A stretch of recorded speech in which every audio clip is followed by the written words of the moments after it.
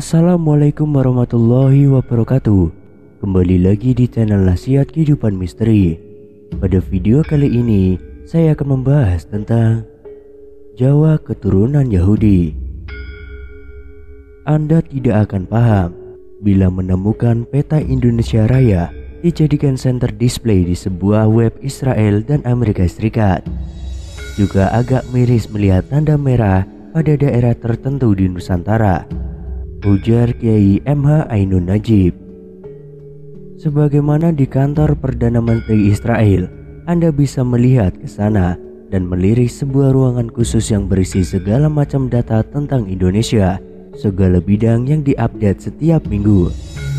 Israel juga punya situs berbahasa Indonesia, dan desain puncak rumah ibadah Yahudi sama dengan desain bagian atas rumah-rumah di Pulau Jawa. Serta ibu kota Israel tidak Tel Aviv, tapi Java Tel Aviv. Kenapa kantor-kantor Yahudi di berbagai negara pakai kata Java? Apa pula hubungan kedua konsonan yaitu J dan W, Jewish dan Jawa? Mana yang lebih tua, Jewish atau Jawa?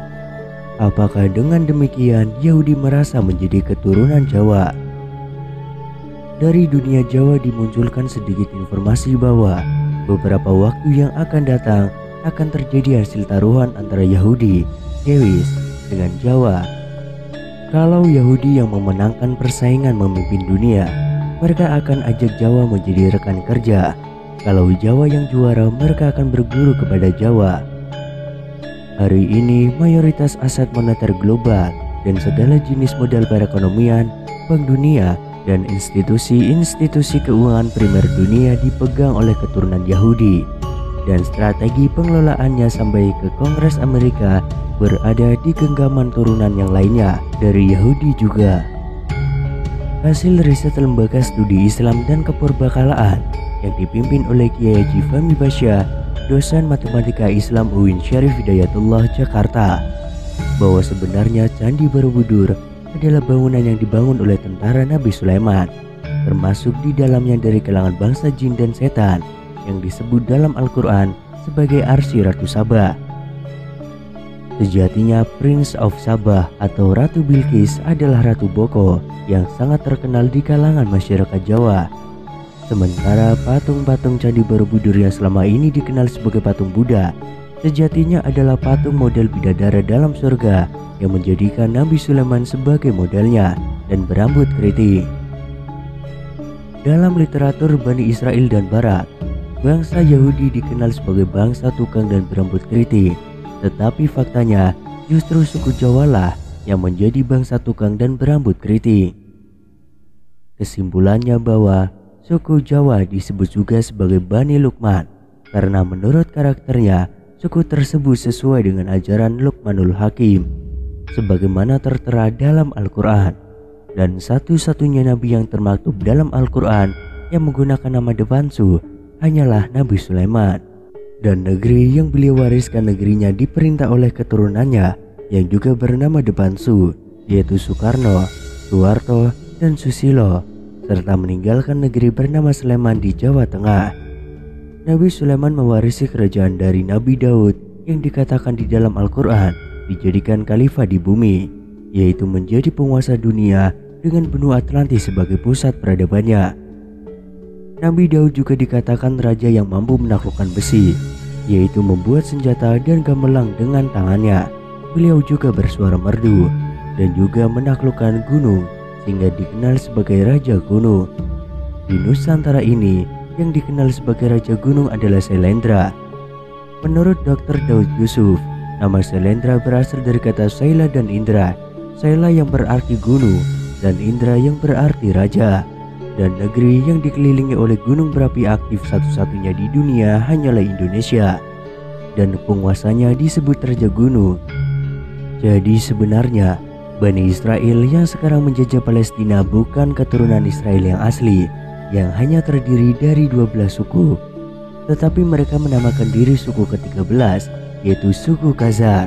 Asalnya dari Asia Tengah, hasil perkawinan campur Bani Israel yang mengalami diaspora dengan penduduk lokal. Suku Khazar ini mayoritas di seluruh dunia, sedangkan Yahudi asli telah menghilang yang dikenal sebagai suku-suku yang hilang atau The Lost Tribes, di mana mereka pergi ke timur dan banyak menuju ke The Promised Land, yaitu negara Indonesia. Kembali sebagai penguasa Asia dunia, Yahudi Israel yang kini menguasai kaum Yahudi Khazar menguasai 100% perekonomian dunia, menjadikan mereka tuan dari perbudakan baru yang tidak terlihat, yaitu mengisap produktivitas manusia yang ditukar dengan uang yang mereka atur nilai tukarnya sekehendak hati mereka. Dengan demikian, semakin giat Anda bekerja, nilai tukarnya senantiasa melorot hingga tidak memenuhi impian Anda. Sedangkan keuntungan mereka semakin meroket, bertambah kaya, dan arogan berkuasa. Hanya dengan mengenali kejahatan mereka, maka kejahatan mereka dapat dihentikan dan menggantikan peran mereka. Hanya bangsa Indonesia yang punya perjanjian sakti Green Hilton Agreement antara JF Kennedy dengan Soekarno yang dapat membuka mata manusia dunia atas kejahatan yang ada di balik sandiwara dari suku Israel ini. Yahudi yang asli mengetahui dengan pasti dan jelas bahwa cepat atau lambat mereka akan pulang ke negerinya, yaitu Java, The Promised Land, karena di sana mereka akan bertemu saudara tuanya bangsa Lemuria, suatu benua tersembunyi dari muka bumi ini yang hanya terbuka bila mereka berhasil menguasai cara pikir Jawa yang akan membuka pintu gerbang atau Stargate menuju teknologi ultra canggih yang dimiliki oleh negeri Fata Morgana di Laut Selatan Jawa ini.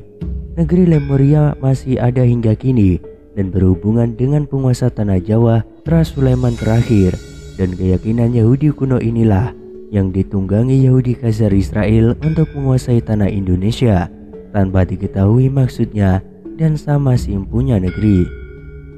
Semua yang ada di dunia telah dikuasai Yahudi Khazar, kecuali satu, yaitu keabadian di dunia, dan mereka ingin menguasai teknologi bangsa Lemuria yang diyakini dapat menghindari kiamat dari Tuhan, sebagaimana yang mereka idam-idamkan untuk menghindari siksa api neraka. Teknologi Lemuria sebanding dengan teknologi Atlantis yang telah terkubur ratusan meter di bawah tanah Indonesia. Keunggulan teknologi Lemuria tidak terbayangkan oleh manusia yang hidup di sisi benua ini. Padahal mereka eksis tapi tidak mau diketahui manusia seisinya. Salah satu kemampuan mereka adalah pengendalian pikiran, berbicara dengan telepati, berbicara dengan binatang, menembus batas dimensi jin dan setan hingga mereka mampu berinteraksi. Dan hal ini yang dikatakan orang kita terhadap aksi agen Lemurian sebagai hal gaib, sakral, mistis. Semua ini buah dari ilmu yang mereka warisi dari Nabi Sulaiman.